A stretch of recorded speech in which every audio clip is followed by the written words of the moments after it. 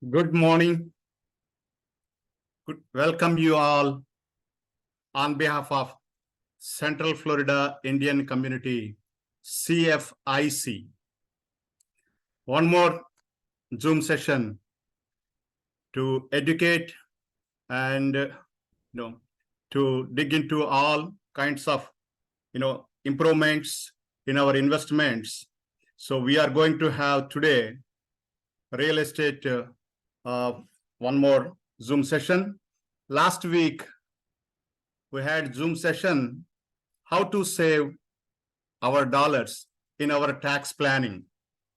And it is one of the part, investing in real estate. Now, our Indra Kasireddy, President of the Blissful Real Estate, is our guest today to explain about how we can invest in a better way in real estate.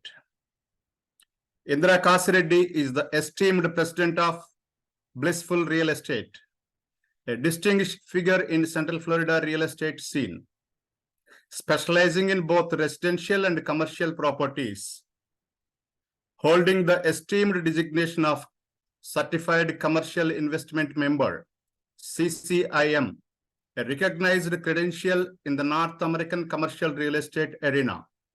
Indra's expertise stands as a hallmark. With a prolific record, he has orchestrated real estate transactions exceeding a cumulative value of 100 million, overseeing an extensive commercial portfolio spanning 150,000 square feet and accommodating around 100 tenants. Indra's adept management skills are evident. Furthermore, as a licensed mortgage loan officer in the state of Florida, he extends his proficiency beyond real estate, from first-time home buyers to seasoned commercial investors. Indra creates to a diverse clientele. Beyond his professional accomplishment, his leadership roles within local and national Indian organizations underscore his community engagement. Thank you all. Hi, Indra. Here is the platform. Now you can take up. Thanks, Srini. Thanks for the great introduction. Welcome, everyone. So thanks for joining on Saturday morning. So as Srini said, we have been thinking about conducting a seminar for something like this for a while.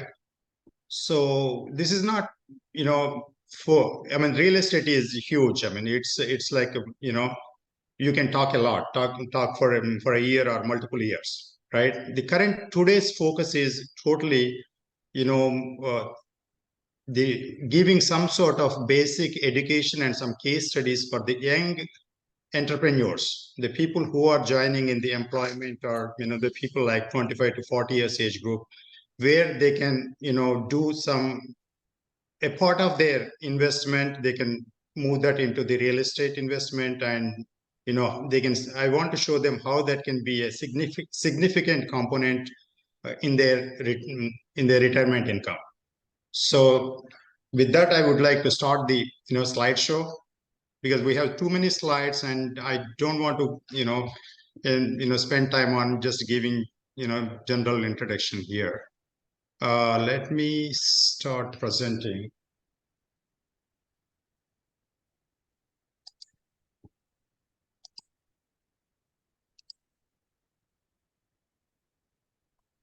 Can you see? Yes. Yeah. Okay, so this is the primarily focused towards the young professionals, as I said, how they can start with a little investment now to see a significant component of their retirement income. So this is a general disclaimer for any investment. Obviously, if you take real estate investment or stock market or any sort of a financial investment, there are risks involved. So the past performance is not guaranteed for future deliverables, etc., etc. This is a standard disclaimer.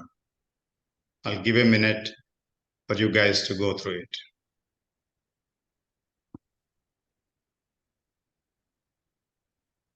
Okay, this is just briefly, Srini already, talked about it. I'm a real estate broker and also a licensed mortgage loan officer, and I'm certified commercial investment member, accredited buyers representative. I'm a member of the $1 Million Club top producer in Aura, and we got 5-star reviews on Google thanks to our clients, and we are A+ rated on Better Business Bureau, and we're a member of East Orlando Chamber of Commerce. Okay. Again, so real estate is a loose word, right? There's so many things in real estate. We're not going to cover any of these things. I just wanted to throw these, the buzzwords are related real estate words, so that you can get some general idea of what are the different things can happen in real estate. Selling, buying, leasing, property management, asset management, real estate investment, retirement funds, E2 visas, and EB5 visa projects, and real estate development, mortgage services, title services, insurance services, home inspection, REITs, real estate index funds, and real estate stocks, tax liens, foreclosures, short sales, crowdfunding. This is not even a complete list. There's several other things can be done in real estate, but I just wanted to list most common activities in which anyone can participate. Okay, straight away, I'm going into the basics, because the intent is for the young entrepreneurs. Some of them, may not have any familiarity, or they may not have a house also. They may be still leasing a house.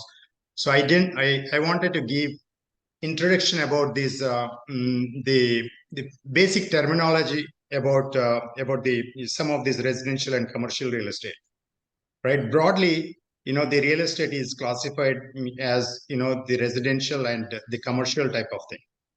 When it comes to residential, so these are subcategories: single family homes, townhomes, multifamily, again, multi-unit, like there's like a duplex, triplex, and quadruplex. Sorry. So again, residential land under 5 acres and manufactured homes. So these are all, different type of residential, the properties somebody can acquire. So for which you get the loans and all those things, the way the loans are computed and loans are, awarded for the residential properties is totally different from the commercial properties. These are some of the typical commercial properties. Office, retail, multifamily, land, industrial, flex. So flex means it can be anything, that type of thing. So these are, again, when it comes to land, it could be commercial, or residential, or agricultural, or, hunting, or there's so many different types in each one of these categories. But broadly, the commercial properties, these are some of these, high-level commercial properties.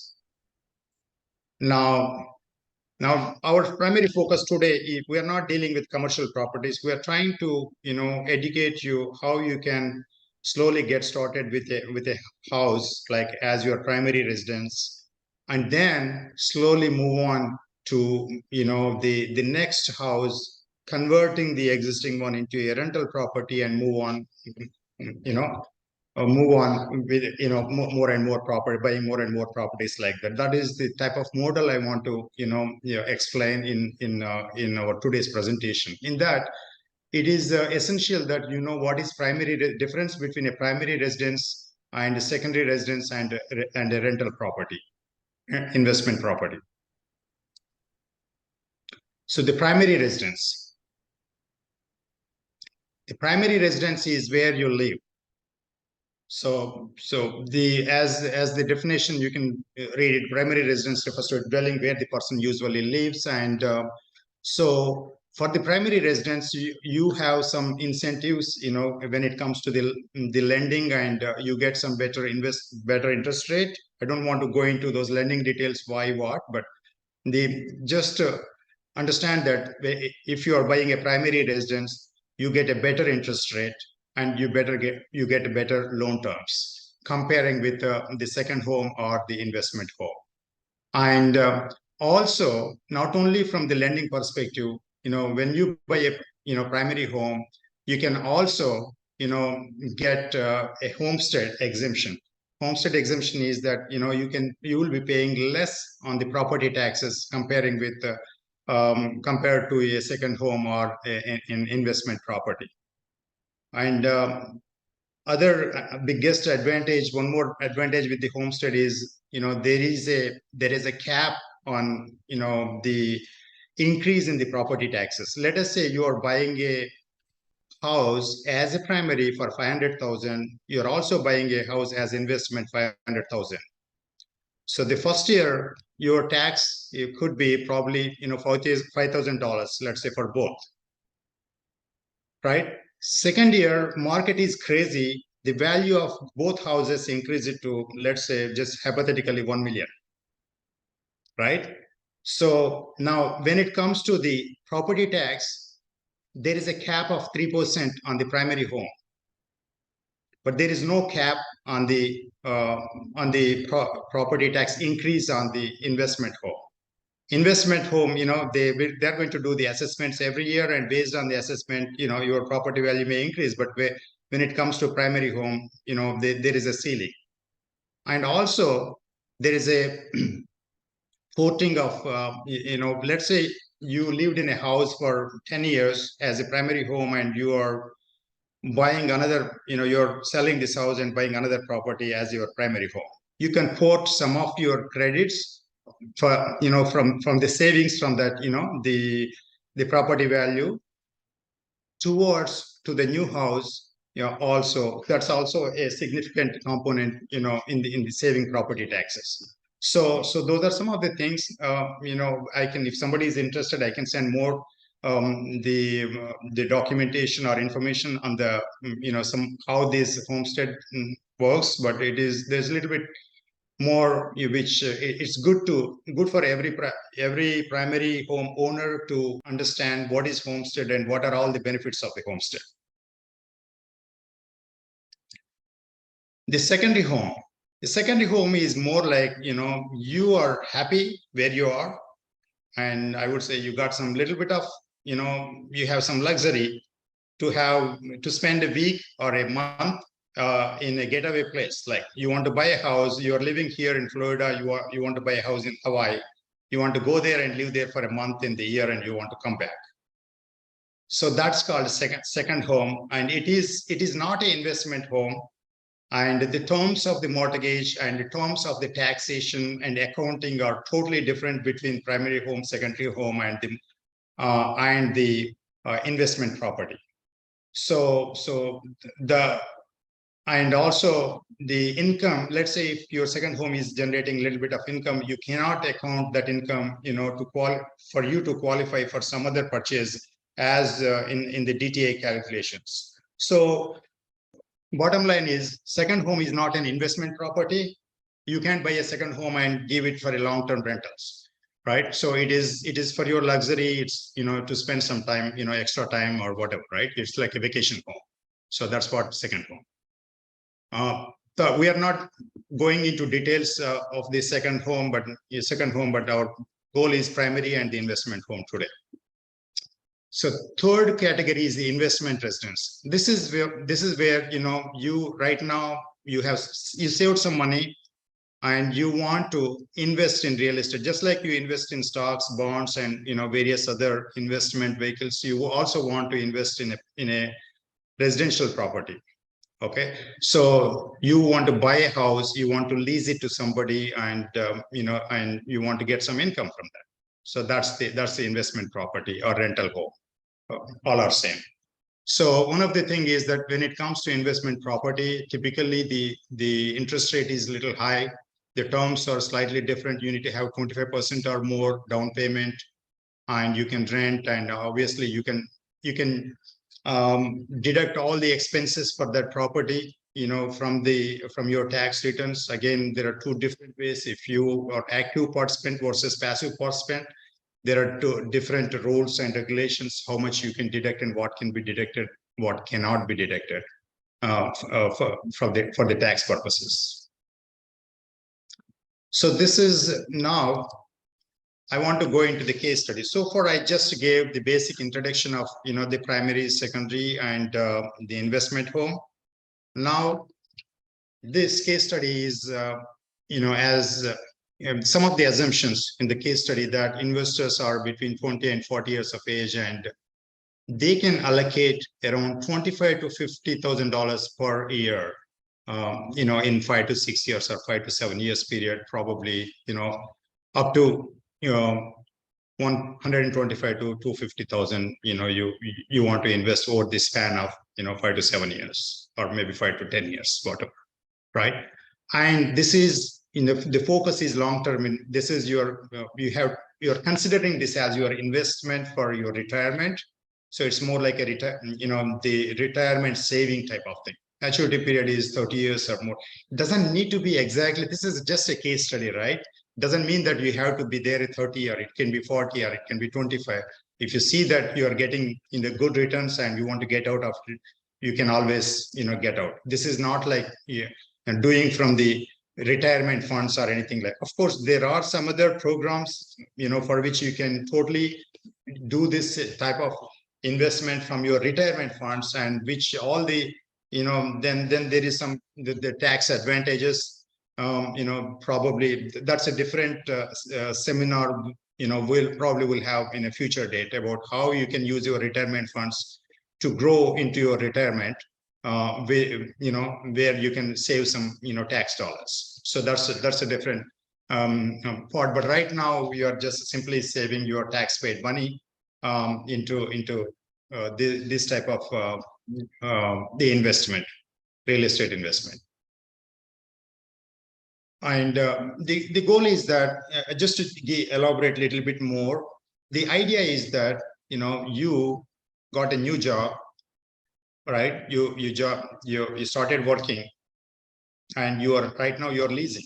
The first thing is, obviously, if you can afford to buy a house, you should buy a house. So based on, obviously you need to look at your debt to income ratio. You can't go crazy, but you should be within the limits, maybe under 40% DTA or something like that. You can buy a house always, right? Buying a house, paying yourself, which is better than paying somebody else, some other landlord. Okay, that's the first thing, right? My suggestion here, or my case study, is that buy a house, small house, buy a condo first time, right? Maybe in year or year and a half, you move on to a bigger house, buy a townhouse, right? Another 1 or 1.5 years. When you do that, you don't need to sell the first house.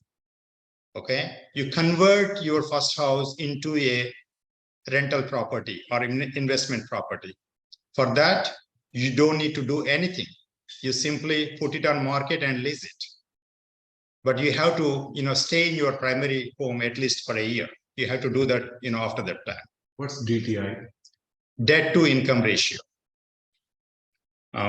Yeah. So now, right. So like that, you can repeat that, right? You buy a house, condo, you stay there for a year or a year and a half, and then you move on. Probably you are getting married. You want a bigger house. Then you buy a townhouse, or maybe you buy from 3-bedroom to 4-bedroom, 4-bedroom to 5-bedroom, whatever, right? Whatever works in your lifestyle. So then you do the same thing, stay there for a year or two. After that, you again don't sell it. You again convert that into a investment property, and repeat that. You can repeat up to the 10 properties. But I'm not saying it all depends on how much you want to invest in the real estate side, right? So just to balance, I always say that you distribute your funds, part of into real estate, part of it into some other investment vehicles. So in that process, you keep repeating that process, and then I'm going to show in next slides how it is going to turn out to be in the during your the returns in your retirement. Are you able to see this clearly? The graph? Yes, it's okay. It's pretty good. So this is, I just took an example because we are talking about 30 years. I took the Federal Reserve economic data of St. Louis. So this is the government data. You guys can, use that link and you can do that, go there and check it. It's a public information, not any private information. So the housing price index data for the state of Florida for 30 years, from 1993 Q1 to 2020 to Q4. I took this period, okay? So because I'm going to do the computation for 30 years from now, I took the data of, the 30 years in the past, okay? And again, as you can see, this is based on, the valuation of the properties in your area, in your neighborhood, or in the general area. In my example, I just took the entire Florida state. I didn't, select a specific, the MSA or anything like that. So now what it means is probably your house may not be performing like this. Your house performing may be better than this, or worse than this. But this is the indication for the entire state of Florida, for the period of 30 years. So now the investment of 300,000 in 1993 Q1, which yielded 1,534,000 in Q4 of 2022, which is almost like increase of 411.3%. So that's the type of the scale we are considering in our model study. Okay. Now here. So I'm just taking a property just for our case study. I'm considering a property somewhere here in Deltona. It's a 5-bedroom, 3-bathroom, 2725 square foot, 2-story, 2-car garage, and its price is 425,000. Yeah. Okay, here. This is just for the first year. We have some computations here. You can see that the purchase price is 425,000. Okay. And the estimated closing cost is 2%, but this is very important. I want you to pay attention here. Lender incentive is 3.5% negative, means points. So you are paying, for my calculation, I am assuming that you are paying 3.5% points, which is 14,131, to get the better interest rate. Currently, today interest rate is 7%, close to 7% for a primary home, right? I want to get an interest rate of 5.125. That's my target. So for me to get to that for an FHA type of loan, so what I did is, based on, today's model, I need to pay 3.5% points. So discount points to the lender to get this interest rate. If I don't do that, right, then I may end up using 7% interest rate, and that's going to be really, that's not going to look good. I know in today's market, but this equation may change in let's say for your second investment, probably investment interest rates may be already 5% for primary home. Then you don't need to do this lender in, this extra 14,000 or what, that type of, the investment, the extra investment. So because of that, the 3.5% net closing cost is, 22,631, and the procurement price is including the closing cost and the house price, it is 447,000 plus. So your down payment is 5%. So what you're doing is you're 21,250 plus this closing cost. Your investment means cash out. This is the cash you are taking out of your pocket, which is 43,881. Okay, so 43,000. I just used the magnifying glass so that you can read it clearly, right? So just 425 is the purchase price, 2% closing cost, and lender incentive. This is actually points of 14,000. Net closing cost is 22,000. Your total cost, right? Procurement cost, and the down payment 5%, and your cash input is 43,881. loan term is 30 years and your interest rate is 5.120. So monthly principal and interest is going to be 2197. Now HOA for that community specific example, that's a single family home, $70 and insurance $150, PMI $100 because you are doing only 5% down payment, real estate taxes $354, which we did 1% computed estimation of 1%, and the other expense, the total expenses is this one. And if you add 2197 plus 697, the rent, estimated rent is 2,900 to 3,000, but we took 2,900 just to be safer side, and the cash on cash is not great in this case, because in the current market with 5% down payment, getting the cash even is very the difficult, when probably 3 years ago that this situation is different. But we're trying to make this work using the right interest rate and things like that. Now, so the cash is, annual cash is 344, and your principal savings from your principal is 5,829, and annual return on investment is, include both, and your year one ROA is 14 point. This is a little bit of misinformation here. Year one, you are living there. Let me be clear. First year, you are living there. Rather than paying rent, you are going to pay the mortgage. Okay. So this property is going to become like an investment property starting second year or third year, right? Once you move on to your next house, that's when it is going to kick in and become like an investment property. Here's a question. Can you go through how to get the interest rate down to 5% from 7%? So, yeah, I actually, because I'm a loan officer also, I did some, verified with one of the FHA loan criteria. And then I was able to, see that, I can achieve it today with 3.5%, the rate of 5.12 interest rate for a FHA loan. Basically, by paying that 14,000, correct. We're able to bring down the interest. That's right. Thank you. Yeah, but this is, again, it's a case study. Things can change. It may become better. This 7%, if it goes down to 6%, you don't need to do that drama, right? Or if it may 7% goes to 8%, then you may end up this 5 may become 6 or whatever. So this is based on today's scenario. Also, who is eligible for FHA loan? So anybody, if you have pretty much you have salary DTA, you have a 50%. FHA is a little bit more flexible. Even if Federal Housing Authority loans. So even if your credit score is a little less than the normal, you can go for FHA.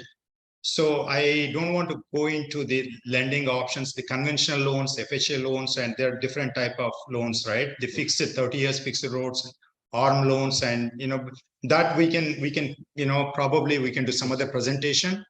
But today, for this example, we took which is a valid case, which is as of today. Today, if you want to do somebody with this type of scenario, this can be done. Okay. If there is a house you want to buy and you want to do this, you can get this rate. That's possible, as of, yeah. So this is, this is basically not year one, but it's second year or third year. Okay. Now, this is the interesting part. Again, I'm assuming that, a lot of our, the attendees, they are, again, young entrepreneurs or new to this real estate. I just wanted to give them, the introduction and basic, the accounting and some of the details, which is really important, for your, the real estate investment. In the sense, if you have a rental properties, you need to understand some of this, the terminology. This is again a case study, the things can change, the whatever assumptions can change and all that stuff, right? So here your down payment is 23,881, loan amount is 403, and acquisition price is 425. Total acquisition basis is this one. I'm just doing cash flow analysis for 30 years, all 30 years. So if you understand this, I want to explain, because I want at least a few of you to go home knowing that now I know what it is, some of these things. Okay. So the potential rental income, whatever rental income you can get, potentially you can get on the property, let's say monthly 2,000 rent, so that's and 2,000 times 12 is 24,000. That's called potential rental income. Sometimes, you can even include pro forma rental income, which is in potential, which means even though, there is a tenant in future, you with the market rate, you do the computation. That is the potential to generate that type of rental income. Okay. Then V and C means vacancy and collection. I just put 2%. And the effective rental income is, this potential minus the vacancy and collection, which is the effective rental income. And sometimes you may have other income. Maybe you have a billboard on your house. Maybe you have something else. If it is generating some income, you add that. That's called a gross operating income. That's 34,104. Now then the total operating expenses. This total operating expenses I took from here, as you can see. So this HOA, insurance, PMI, etc., etc. So those are the total operating expenses times 12 for the year. So we got this amount as 8,090, right? Now, net operating income is your gross operating income minus operating expenses gives you net operating income. So that's your, sometimes if you go and in a commercial property, people say that what is cap rate it is. So that cap rate comes from between the price and the net operating income. That's the ratio between the, net operating income and the price. That's how people calculate the cap rate. Okay. Now, from that, if you want to see how the taxes are computed, from this net operating income, you take your mortgage interest. Mortgage interest for 12 months, and also cost recovery improvements. That is nothing but your depreciation. So this, for a residential property, it's 26.7 years is the life calculated with a 3.363, I believe, with every year annual, the value. So with that ratio, you get to take out some depreciation, and that will, I'll talk about a little bit more about depreciation, because that's not free. You will end up paying taxes at some point of time in future. But now you can take that, from your net operating income and pay the taxes on the less amount. Okay. Now the loan cost amortization. This one also in the previous example, there was a 14,000. You had a points cost, right? That cost has to be distributed for the term of the loan. Every year you can take part of that, as your, the deduction from the income towards the taxes. So the taxable income is, in this case, negative income for the first year, first few 2, 3, 4 years, because you are doing the depreciation and all that. So assuming, with a 30% ordinary tax rate, that is going to be 2,115. Now, this is from the tax perspective. Now, what is that you are getting in your pocket? This is a different type of calculation, right? So the previous net operating income, 26,041 minus annual debt services. That's another buzzword people use in the real estate. So which it's nothing but your mortgage payment. So your mortgage payment, principal and interest you pay every month, right? Let's monthly 2,500 is your mortgage payment, then times 12. That's what this is, because that's the reason you see it's common. It doesn't change during your entire term of your loan, right? So now net operating income minus annual debt services cash flow is negative for the first year. And actually it's second year, but now the taxes at 30% ordinary income tax rate, whatever we calculated there, you bring it here, and the cash flow after tax, obviously this is the saving you are getting, from this calculation, right? Now the future value is something. What I did is this amount, let's say you have $1,763, which is your tax paid money, right? From resulted from this property. If this you put it in, some fixed deposit or something or some investment of 5% return in 29 years, this is going to yield 6,930. This cash flow. Now, like this, we have done this cash flow analysis for all 30 years. So I'm going to, whoever is interested, I'm going to share these slides, and if they want to know even more details of these calculations, they are free to contact me. I can walk through them with a little bit more details if they want. I have the email in the chat. Yeah. So that's what it is. Now, in the next slide, I have done same thing, but for the next 11th year to 29th year. As you can see, the cost recovery improvements, which is the depreciation, right? That one is ending in the year 26 means 26 and a half years. So this is total saving, means for the depreciation saving, you got $315 to $41. So that means you did not pay taxes over the period of this property on this much of your income. So I mean that when you sell the property, you will be paying tax on that at the rate of 25%, right? At the rate of 25% on that. Now, but the thing is, right? I mean, if you don't use that depreciation now, you will be paying with your tax bracket, it could be 30% or whatever it is, right? Also, the money you are getting now versus money you are getting, you are paying, you're keeping until 30 years or until you sell, and you're paying tax at that point of time.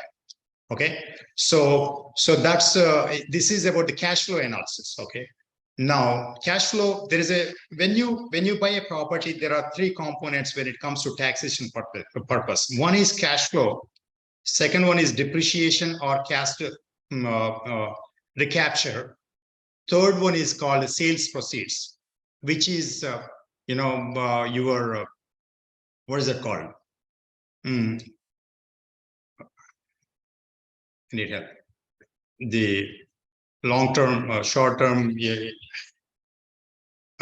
short of words, but that's a investment return from the capital. What is that? Capital gains. Capital gain. Sorry, capital gain. So one is that the cash flow goes with the ordinary income tax rate. Capital gain goes with your, based on your income, it could be 15% or 20%. And the depreciation or tax, the cost recovery, you will be paying 25%. So you are, at the end of 25 years, you will be paying tax on different component differently at that point when you sell the property. We'll see that. See, I'm going to give this example, what is happening when you sell the property. My intent of this course is, just to give you some introduction about, all this, the accounting and, some of these, the tax type of implication on the sale of the, or on the income from the cash flows, sale of the property or income. So here, if you look at it, so but your base price is 425. So based on that previous 30 years, the rate of appreciation, this 30 years percentage change is 1.74675 millions. So then if you include this, to add this to your base price, the projected sale, your price is going to be 2.171 billions in 30 years. Okay, so this is how, I know it may look a little confusing, but this is how the sale proceeds are computed. Okay, so basis of acquisition, this is what you are say by when you purchase price plus cost of purchase, that is 447,631. I'll go a little slow. Minus cost recovery taken. If you look at the previous slide, you see that this is the cost recovery. All this time you saved the 315,000. That's what you are taking out here, from the basis of acquisition minus cost recovery. So from your basis of acquisition, you are taking out cost recovery, and your basis of sale, adjusted sales basis is 132,390 because you already had some advantage with this. Now, but now look at the sale. This is the sale price. Cost of sale, I just computed 5%, which is 188,000 minus adjusted sales basis 132 from the previous calculation, equal to gain or loss. This is your gain, 1.93 millions, right? If you take out the cost recovery, this is called the capital gains from the appreciation. Okay, so this amount is taxed with your capital gains tax rate, which could be 15% and 20%. Okay, now again going back to the to calculate sales proceeds before tax, right? Sale price is 2,171,750 minus cost of sale, as you can see, after taking out the 108 cost of sales, the 108,570, this one. Then the sales proceeds before tax. This is the sales proceeds before tax. Okay, on that, the tax on ordinary income you do with 30%, but there is no ordinary income involved, assuming that you are selling in the January of that month, that year. So the tax on cost recovery recaptured. This 78,810 you are paying tax on cost recovery. This 315,000, right? The cost recovery take 350, 241. You are paying at the rate of 25%, which will be 78,810, and tax on capital gains. So tax on capital gains is at the rate of 15%, which is actually 242,000. So this is your capital gain is here. See, capital gains from appreciation 1.615 million. So that is where, assuming that your income tax capital gain bracket is 15%, it is going to be 242. There's a tax on this capital gain, right? Capital gain is the one which you gain from sale, right? That's the main, right? Sale price minus cost minus your adjusted purchase basis, right? So that's what your capital gain. On the capital gain, and in this calculation I use 15%. So that means sales proceeds after tax, assuming that this is your tax brackets, 1.742 million. The income from the annual cash flow is this one from the previous screen, and the tax on ordinary income, because this 461. Okay, I'll do that. So, in the previous slide on the cash flows, you calculated that with the 5 years appreciation with the compounded to the 30 years to the 30th year. So that income is 461. You have to pay tax on that, and which is after tax ordinary income. This is the one, and total you are looking at 2.145 million. From the cash flow and also from the capital gains.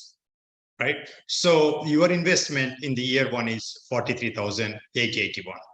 So that's what it is. Now let me show you something. Your investment is 43,881, and annual cash flow before tax flow. This is during the period, means 2 to 30 years. During that period, you got this money, 461 before tax, and this one is when you sell the property.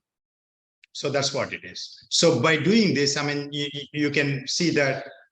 Your rate of return, annual rate of return is 14.46%.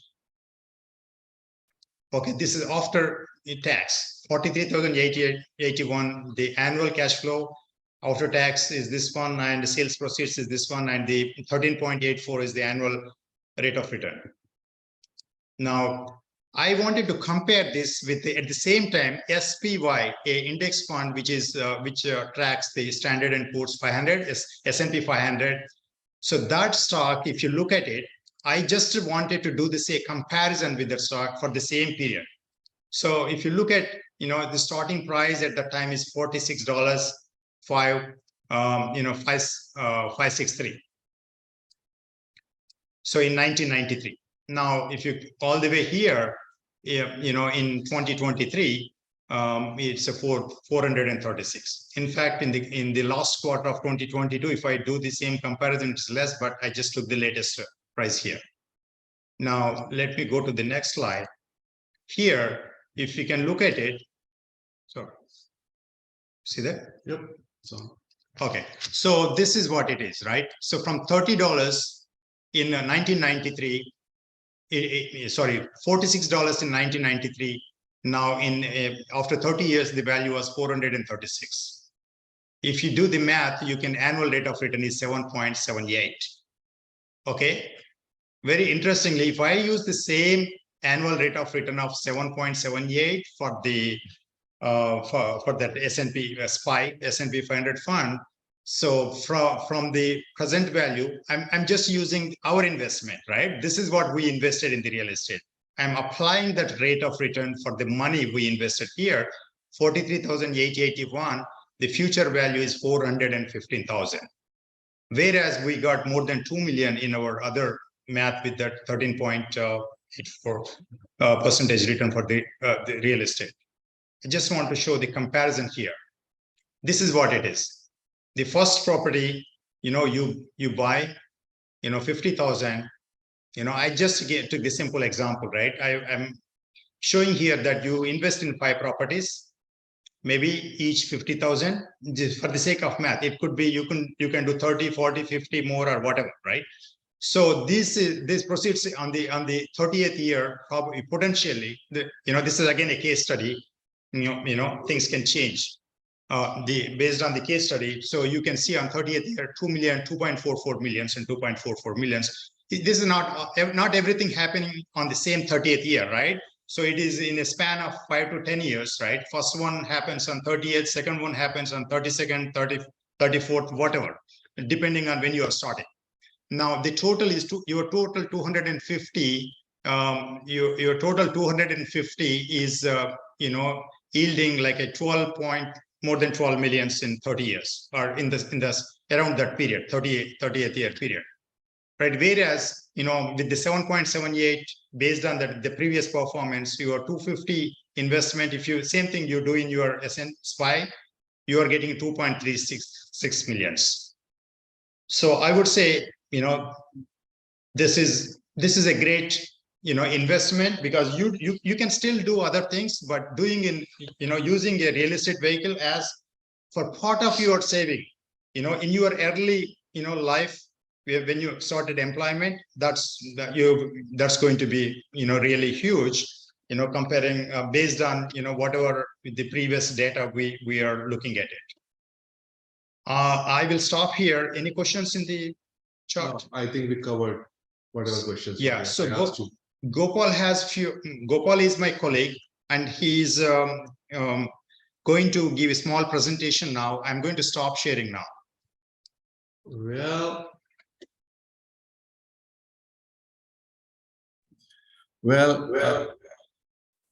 your volume also you can reduce.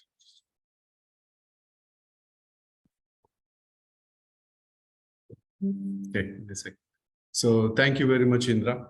Well, I'm not making a presentation, but a commentary rather. So what Indra has presented, that's the perils of having a CCIM. He has all the math in his head, and he has got all these details about, you know, so many things. It's been a lot of years of work for him to get there. I know Indra for the last 40 years. He's been #1 in college, and he's #1 still. So he has got all these details. He has presented the case study. The trick part there is, if you go to the same builder and if you pick it up, you may not get the same price. There is certain relationship that we have, and there is certain adjustments we need to make, plus the right choice for investment. It can vary the cost of your per square foot asset from 200, 220 to 165, 168, depends on a few things. So that's where our expertise comes. We can help you with that. Having said that, I just wanted to share, Indra, if you don't mind, one case study from my experience during the last 5 years. Well, this is all math, and there's another way to look at it from my perspective.